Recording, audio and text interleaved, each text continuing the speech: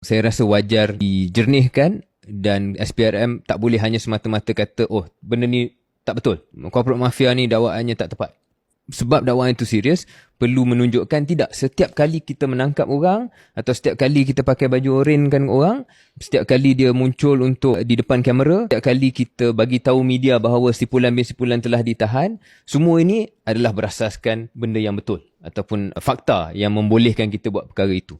Misalnya, saya nak tanyalah, mungkin ada satu kaedah, kita tunjukkan jumlah orang yang telah ditahan oleh SPRM versus orang yang sebenarnya didakwa di mahkamah. Kalau you tangkap 10 orang dan hanya satu orang saja didakwa, tidakkah itu menimbulkan, kenapa apa yang jadi 9 tu? Adakah memang no issue whatsoever? Sebab boleh bayangkan, kalau orang itu tak ada buat salah, tapi telah dipakai baju oren, kesan bukan hanya kesan reputasi, tapi kesan emosi kepada orang itu sangat besar dan boleh memberi kesan berpanjangan terhadap kejayaan seseorang itu. Stigma yang pergi kepada orang tu bila dah pakai baju oren tak boleh kita nafikan. So saya rasa itu benda yang macam KJ sebut perlu dijernihkan, dan seperti mana dijelaskan tadi, jawatan kuasa siasatan itu telah menjelaskan itu bukan mandat mereka. Kan? Dia hanya nak siasat soal pemilikan saham itu adakah melanggar peraturan.